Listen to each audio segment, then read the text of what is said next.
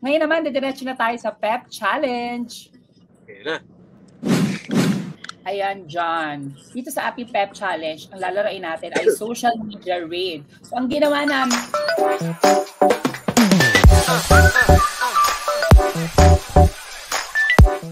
Okay, first photo. Ayan, ito yung picture na pinost ko last time lang. Ito yung MediaCon ng Black Rider na ginanap no October 27. So, pinost ko yan sa Instagram just to share my damdamin, kung ano ba yung nararamdaman ko dito nga sa Black Rider, yung pagdating ni Black Rider sa buhay ko.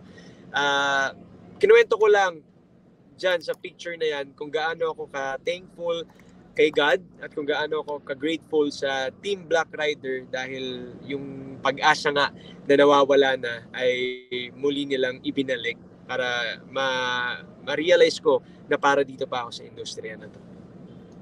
Diba? Yan nga yung nabanggit natin kanina. Yes, yun nga yun. Tama, Kim. Okay, next photo. Ayan. Family is everything. And ito yung tattoo ko. Kim, family is everything. Ayan, kasama ko dyan yung aking wife, syempre, at yung aking 2 kids. Ayan, galing ako sa basketball game, tapos sila naghihintay sa akin na matapos sa laro ko, tapos nag-banding kami. Tapos parang ang caption ko niya, naalala ko, with my best team. So, di ba, galing ka sa basketball, meron ka mga teammates, tapos pero yan pa rin talaga ang best team mo. Kasi alam ko na mula ngayon hanggang sa mga susunod pa na panahon ng buhay ko, sila lang talaga yung magiging tunay na kakampi natin. Kung ano man yung mga kakaharapin nating pagsubok sa buhay, alam ko yung family ko ay never tayong iiwanan at pababayaan yan. Correct. Family is everything talaga. And so hindi ko nakita kasi nilakihan natin yung photo. John, patingin mo ulit. Family is everything. Ayan. Sir, yung totoo sir, ayaw mo ipakita sa akin yung Anyway,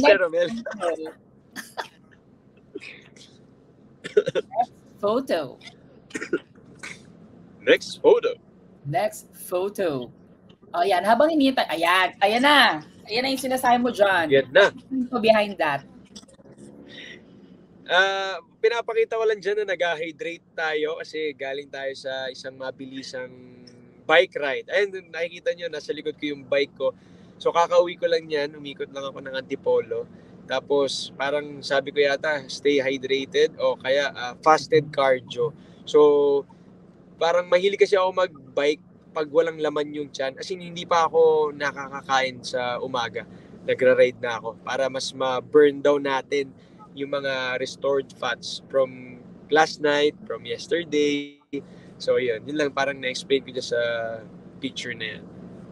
So, okay siya, John, na mag-bike ka nang kahit wala munang laman yung tiyan mo. Yes, maraming mga fitness enthusiasts or mga talagang mahilig mag-workout na advice din nila yan na dapat pag gusto mong mag-cardio, mas okay yung fasted cardio. Kasi di ba may mga gumagawa ng fasting, yung mga 16 hours kang fasting, tapos 8 hours ka lang kakain. So, mas maganda raw kung cardio ka sa umaga. Walang laman talaga yung tiyan mo, as in kahit ano. Pwede black coffee, pwede green tea, pero mas okay talaga na yung ma-burn mo na fats ay yung parang mga calories na na-take mo from yesterday, hindi yung umaga. Kasi para hindi raw sayang. Yun. Correct. And next photo.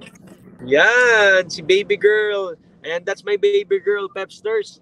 Si Briona Christine Lucas. Ayan, so feeling ko hindi pa siya nagwa 1 year old noong mga panahon na yan. So, pinapakita ko lang sa mga followers natin kung gaano ko kamahal yung aking baby girl.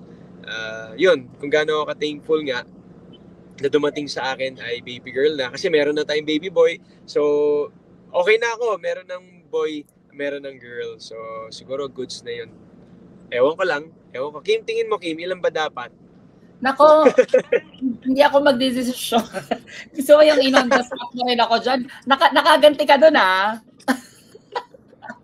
Pero ito, Hindi ko na alam yung sasagutin ko. Ano, John, Sorry. Anong panibagong kulay ng buhay ang nabigay sa'yo ng pagiging ama, pagiging daddy?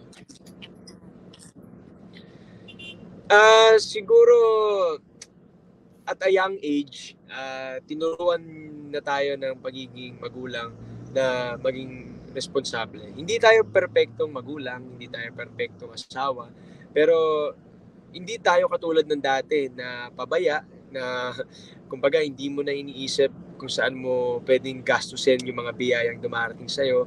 Yung oras mo, hindi mo na pwedeng ilaan na lang sa mga bagay na wala talagang kabuluhan. So ngayon, bilang magulang, alam mo na kung paano mo dapat i-manage lahat ng mga mahalagang bagay.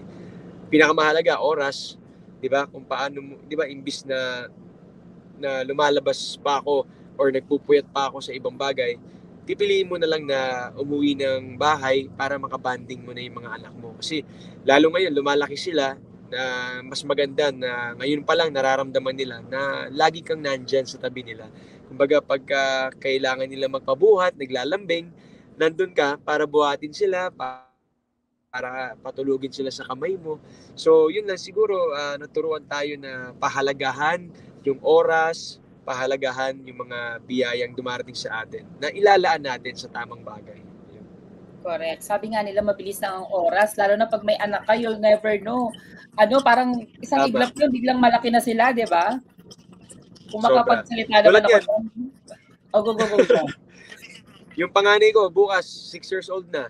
Oh my God, parang kailan lang inaamin ko siya sa publiko. Tapos ngayon, 6 years old na siya, di ba? Sobrang bilis talaga ng panahon. Tsaka yun nga, guys, tomorrow is never promised. So hanggat may pagkakataon tayong iparamdam sa kanila yung pagmamahal na kaya nating ibigay, gawin na natin. Huwag na nating piliin kung anong oras, kung anong araw.